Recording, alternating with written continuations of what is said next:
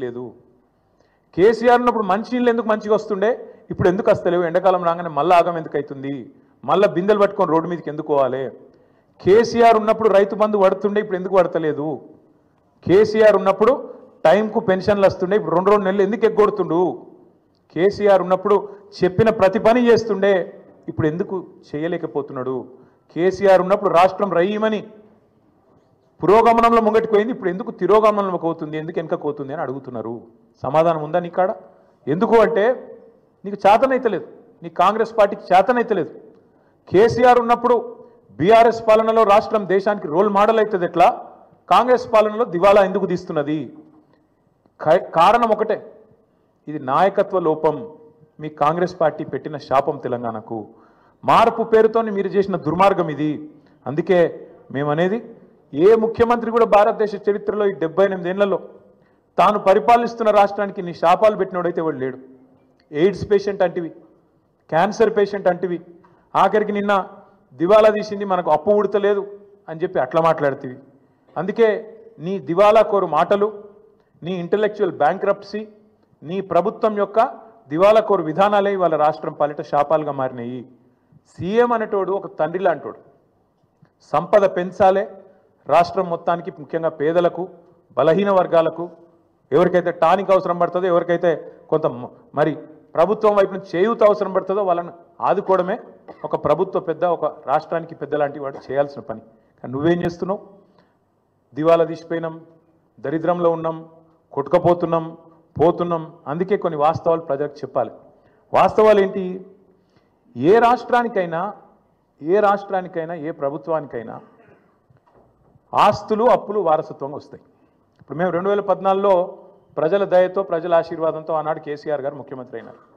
ముఖ్యమంత్రి అయినప్పుడు కేసీఆర్ గారికి మాత్రం వీళ్ళు కాంగ్రెస్ వాళ్ళు మాకు అప్పచెప్పినప్పుడు రూపాయి అప్పు లేకుండా, రూపాయి ఆస్తి లేకుండా ఇచ్చిండ్రా? అప్పులు ఇచ్చిండ్రు, ఆస్తులు కూడా ఇచ్చిండ్రు. అప్పులు ఇచ్చినారు, ఆస్తులు కూడా ఇచ్చినారు. ఆ రోజు 2014 లెక్క తీసుకుంటే ఇది ప్రభుత్వం యొక్క లెక్క, నా లెక్క కాదు, ప్రభుత్వం యొక్క లెక్క. 2014లో మొత్తం రాష్ట్రం యొక్క ఆదాయం సంవత్సరానికి మొత్తం రెవెన్యూ రిసీట్స్ తీసుకుంటే 51,000 కోట్లు, అంటే నెలకు 4,215 కోట్లు.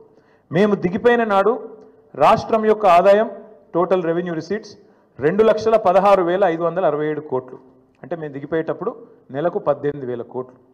మరి కేసీఆర్ గద్దెనెక్కినాడు నెలకు 4,215 కోట్లు, 253 కోట్లు. కేసీఆర్ గద్దె దిగిపోయినాడు నెలకు 18,000 చిల్లర కోట్లు. మరి పెరగలేదా? రాష్ట్రం యొక్క ఆదాయం పెరగలేదా? మేము పెరిగిన ఆదాయంతో కూడిన రాష్ట్రాన్ని నీకు ఇయ్యలేదా? ఇది వాస్తవం కాదా? 2014-15లో ఆనాడు కేసీఆర్ గారు ముఖ్యమంత్రి అయిన రాజు, మీరు కాంగ్రెస్ వాళ్ళు మాకు ఇచ్చినప్పుడు రాష్ట్రం యొక్క సర్ప్లస్ ఎంత అంటే 369 కోట్లు. రెవెన్యూ సర్ప్లస్ ఆనాడు 369 కోట్లు. మేము దిగిపోయినాడు 2023-24లో మీకు అప్పచెప్పినాడు మళ్ళీ 4,882 కోట్లు. మీరు ఇచ్చినాడు 369 కోట్లు ఉంటే మిగులు, మేము ఇచ్చినాడు మళ్ళీ వాపస్ మీకు 4,882 కోట్లు. దీని సోర్సు ఇది సిఏజీ లెక్క, నా లెక్క కాదు, బీఆర్ఎస్ పార్టీ లెక్క కాదు, కాకి లెక్క కాదు, కాగు లెక్క. అట్లే అప్పులు తీసుకుంటే, అప్పుల గురించి కూడా చెప్తా. మళ్ళా అప్పులు తీసుకున్నా ఆ రోజుకి ఈ రోజుకి మొత్తం లెక్క వివరంగా చెప్తా. అట్లే ఇంకా ఎంత కడుతున్నారు, మిత్ ఎంత కడుతున్నారు, తెలంగాణ ఒకటి అని చెప్పడానికి ఈ లెక్క చెప్తా ఉన్నా. గవర్నమెంట్ అనేది ఒక కంటిన్యూస్ ఇన్స్టిట్యూషన్. ఇంతకుముందు కిరణ్ కుమార్ రెడ్డి గారి నుంచి కేసీఆర్ గారు ముఖ్యమంత్రి అయినారు, ఆ తర్వాత ఇప్పుడు రేవంత్ రెడ్డి గారు అయినారు, రేపు ఇంకెవరో అవుతారు.